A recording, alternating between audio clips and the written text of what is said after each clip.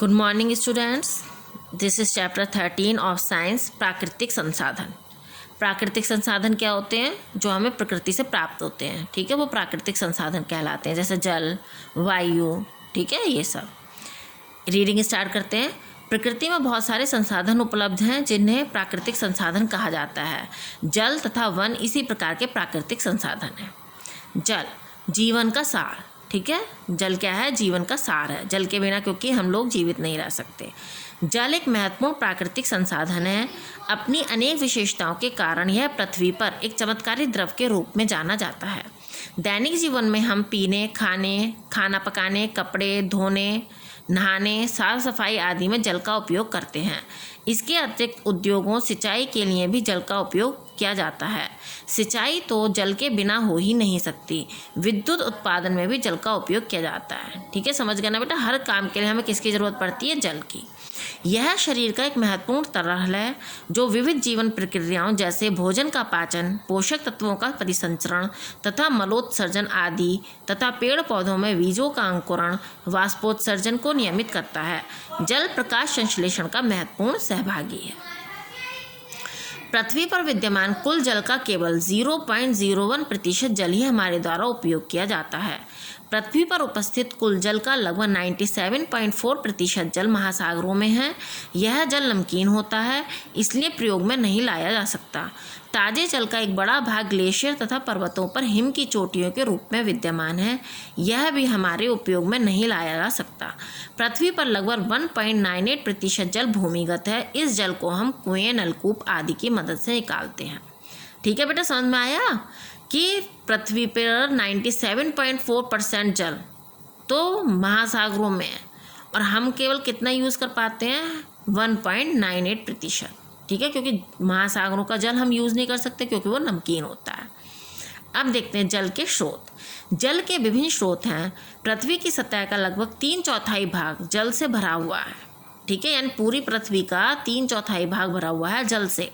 अधिकांश जल महासागरों में होता है। इसमें खनिज लवण घुले हुए होते हैं जिसके कारण यह खारा होता है और पीने योग्य नहीं होता। मनुष्य द्वारा उपयोगी जल के विभिन्न स्रोत हैं जैसे वर्षा, नदियाँ तथा भूमिगत जल।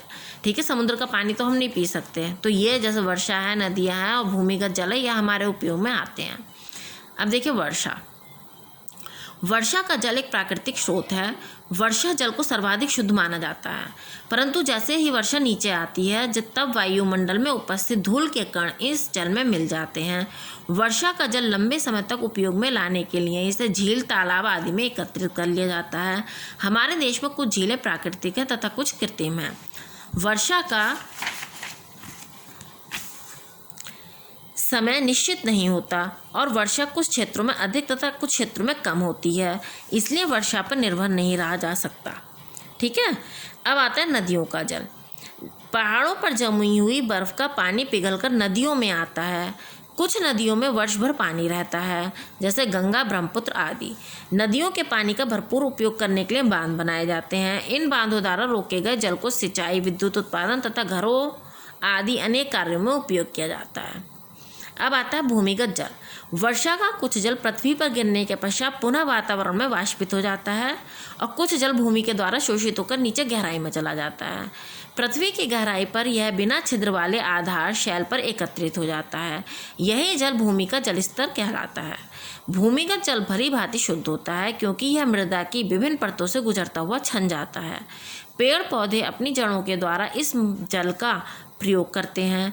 भूमिगत जल प्राप्त करने के लिए हम कुओं, नलकूप तथा हैंडपंप आदि का प्रयोग करते हैं। बहुत अधिक गहराई से निकाला गया जल अधिक शुद्ध होता है। कुछ स्थानों पर यह प्राकृतिक झरनों के रूप में भी सतह पर आ जाता है। अब आता है समुद्री जल। समुद्र के जल में लवण तथा खनिज घुले हुए होते हैं जिसके कारण यह खारा होता है। इसे इसी अवस्था में उपयोग में नहीं लाया जा सकता। समुद्री जल को उपयोग में लाने के लिए लवण मुक्त किया जाना आवश्यक होता है। अब है पेयजल। पीने योग्य जल को पेयजल कहते हैं। जल के हर स्रोत का जल पीने योग्य नहीं होता।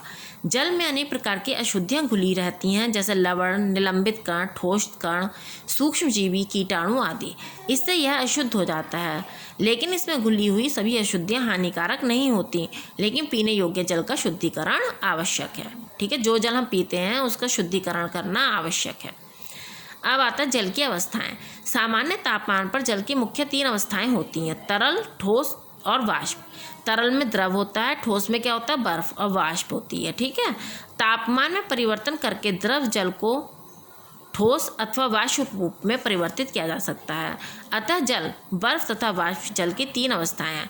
भाई जब हम जो हमारा द्रव है, पानी है, उसको जब हम गर्म करेंगे तो वो वाष्प बन जाएगा, भाप बन जाएगा, और अगर ठंडा करेंगे तो वो ठोस हो जाएगा, यानी बर्फ बन जाएगा।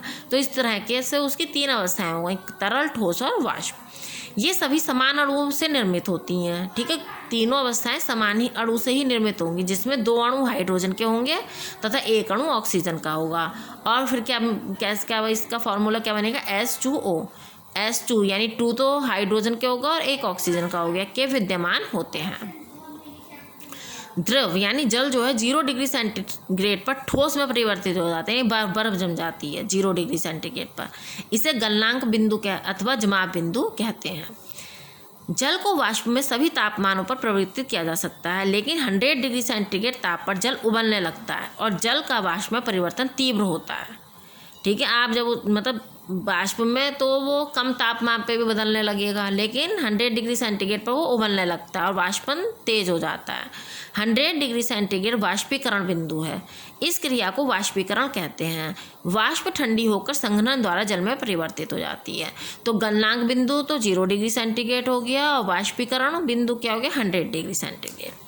जब जल का वाष्पीकरण होता है तो वह ताप ऊर्जा अवशोषित करता है, अतः चारों ओर शीतलता प्रदान करता है।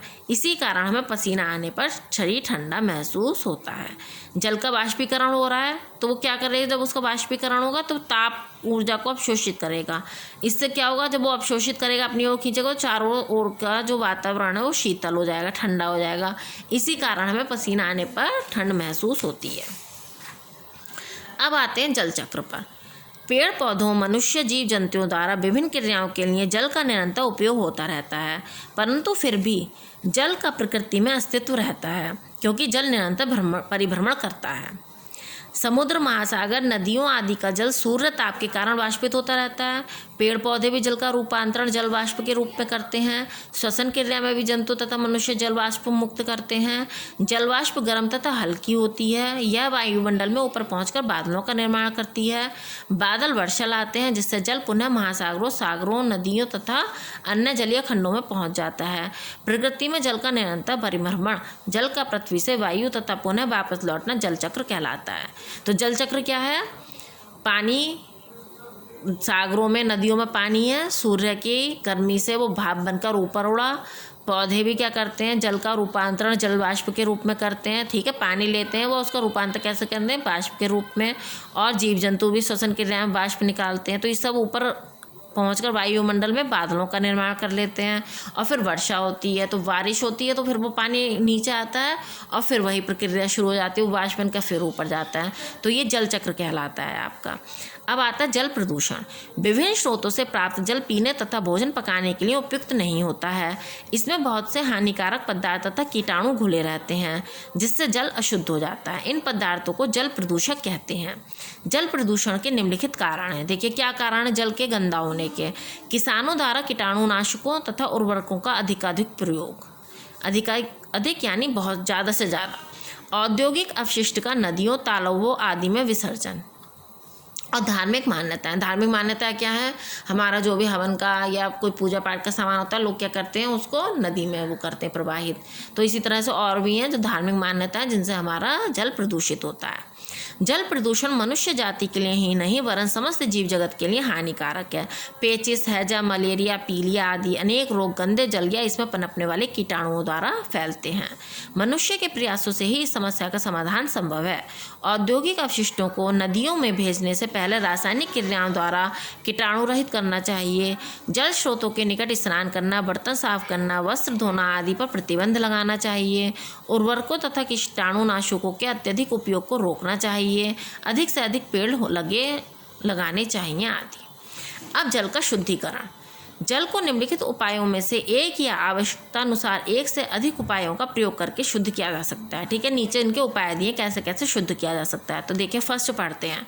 जल को बड़े बड़े फिल्टरों द्वारा छानने से बहुत सी मोटी मोटी अशुद्धियाँ जैसे कंकड़ पत्थर आदि अलग हो जाते हैं।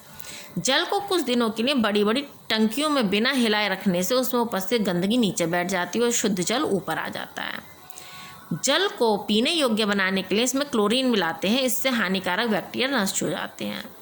कुओं के जल में थोड़ी सी पोटेशियम परमैंगनेट मिलाकर शुद्ध किया जा सकता है। कम मात्रा के लिए जल को उबालकर तथा छानकर भी शुद्ध किया जा सकता है। आजकल जल के शुद्धिकरण के लिए पराबैंगनी फिल्टरों का उपयोग किया जाता है। इन किरणों से कीटाणु नष्ट हो जाते हैं। अब आता है जल संरक्षण। विभिन्न कारणों से मनुष्य के लिए उपलब्ध जल सीमित मात्रा में है। भूमिगत जल में निरंतर गिरावट हो रही है। निरंतर बढ़ती आबादी भी जल की कमी का एक कारण है। भविष्य में समुचित तथा स्वच्छ जल प्राप्त करने के लिए हमें इसका संरक्षण करना आवश्यक है। जल को निम्नलिखित तरीकों से बचाया या संरक्षित किया जा सकता है। फर्स्ट, कैसे बचाया जा सकता है? जल की बूंद बूंद कीमती है, इसे अनावश्यक प्रयोग ना करें। आवश्यकता पड़ने पर ही उचित मात्रा में जल का उपयोग करें। ड्रिप तथा स्प्रे सिंचाई विधियों का प्रयोग करना चाहिए। अधिक से अधिक वृक्षों को लगाना चाहिए। वृक्ष वर्षा कराने में सहायक होते हैं। और वर्षा जल का संग्रहण करना चाहिए, यानी उसको एकत्रित करना चाहिए।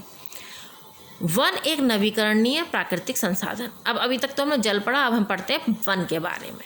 वन हमारी प्राकृतिक संपदा है। वन हमें प्रकृति द्वारा प्रदत्त एक अत्यंत उपयोगी नवीकरणीय संसाधन है। पृथ्वी वनों से घिरी हुई है। वन जलवायु का रूपांतरण करते हैं। मृदा अपरदन रोकने में सहायक होते हैं। मृदा अपरदन यानी मिट्टी जो खिसक जाती है उसको। भूमिगत जल के नवीकरण में सहायक होते हैं। बाढ़ को नियंत्रित करते हैं। परंतु प्रगति के लिए मानव ने वृक्षों का अंधाधुंध कटान आरंभ कर दिया है, जिस कारण वर्षा में कमी, पृथ्वी के तापमान का बढ़ना जिसे ग्लोबल वार्मिंग कहा जाता है, आदि संकट मनुष्य के सामने आ खड़े हुए हैं। पेड़ पौधे तथा जीव जंतु विभिन्न प्रकार से एक दूसरे पर निर्भर होते हैं। जीव जंतु भोजन तथा ऑक्सीजन के लिए पेड़ पौधों पर निर्भर होते हैं। कुछ पक्षी पेड़ों पर अपना आश्रय स्थल बनाते हैं। पेड़ पौधे परागण के लिए जंतुओं जैसे कीटों पर निर्भर होते हैं। जीव जंतु श्वसन क्रिया में कार्बन डाइऑक्साइड गैस वायु में छोड़ते हैं, जो पेड़ पौधों द्वारा प्रकाश संश्लेषण क्रिया के लिए उपयोग की जाती है। तो मतलब क्या है कि जीव जंतु पेड़ों पर निर्भर है और पेड़ जो है जीव जंतुओं पर निर्भर है। मनुष्य घर, फर्नीचर आदि बनाने के लिए पेड़ों पर निर्भर रहते हैं। पेड़ों से लकड़ी प्राप्त की जाती है। विभिन्न प्रकार की दवाइयाँ भी पेड़ पौधों से प्राप्त होती हैं। सब्जियाँ, फल, रबड़, गोंद, वस्त्र तैयार करने के रेशे जैसे पटसन आदि भी पेड़ पौधों से प्राप्त होते हैं। पेड़ पौधे वातावरण में कार्बन डाइऑक्साइड तथा ऑक्सीजन के संतुलन को बनाए रखते हैं। मृदा अपरदन रोकने, वर्षा लाने, ठंडी जलवायु की अवस्था में सहायता करते हैं। अब आता है वन संरक्षण। वन मानव जाति के लिए परम आवश्यक हैं, अतः इनकी सुरक्षा तथा संरक्षण होना चाहिए। वनों के संरक्षण की कुछ विधियां निम्नलिखित हैं। फर्स्ट, बड़े पैमाने पर वृक्षों के कटान को रोकना चाहिए। अधिक वनों की प्राप्ति के लिए अधिक पौधों को लगाना चाहिए। वन महोत्सव कार्यक्रम को पेड़ पौधों के रोपण के लिए ही संचालित किया जाता है। थर्ड आता है आपका बांध, सड़क, सुरंग आदि के निर्माण की योजना बनाते समय वनों को सुरक्षित रखना चाहिए। ठीक है, ये नहीं कि वनों को काट कर हमने सड़क वगैरह बना दी। फोर्थ, पेड़ पौधों की बीमारियों की रोकथाम की विधियों को अपनाना चाहिए। 5, वायु, जल तथा मृदा प्रदूषण की भी रोकथाम करनी चाहिए। और 6, अत्यधिक चराने पर भी प्रतिबंध होना चाहिए। ठीक है, ये बेटा इस चैप्टर की रीडिंग आपकी समाप्त हो गई है।